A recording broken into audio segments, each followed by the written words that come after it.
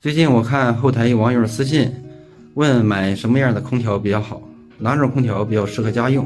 这里我就跟大家讲一下，我也不说什么品牌，你只要看准这一点，直接购买就没错。作为一个干了20年家电维修的维修工，这里要跟大家说一下，买空调首先要买1级能效的，因为1级能效啊，省电是肯定的。再一个是现在1级能效和3级能效的差价又不大，所以大家还是选择1级能效。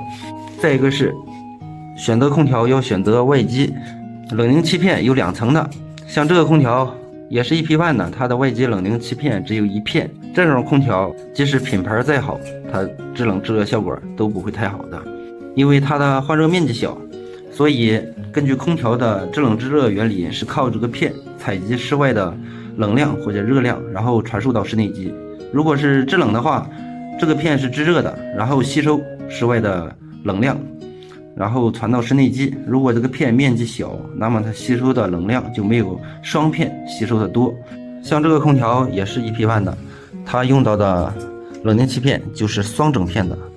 这种空调相对来说制热效果要比单片的肯定要好很多。制冷你可能感觉不出来，但是到了制热效果会特别明显。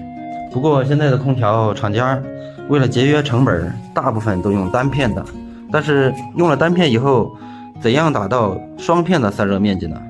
它就会在风机上下功夫，把风机电机功率增大。这样的话，每秒钟通过的风量比原先大1倍的话，那么单片的可能换热量就会达到双片的效果。但是通过增加电机的功率和风速，只能增加耗电量。如果用双片的冷凝器，那么电机不需要太大，就可以达到额定的换热量。所以说你只要买双片的空调肯定没错，在极端环境下制冷制热效果都要比单片的要好很多。如果大家不知道怎么判断是双片还是单片，一个你可以问客服，如果客服不说的话，然后看一下室外机的重量，如果外机的重量超过50斤以上的，大部分都是双片的。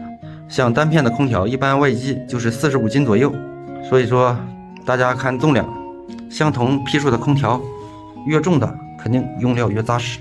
说了这么多，不知道大家学会了没有？还有不明白的可以在视频下方留言，咱们下期再见。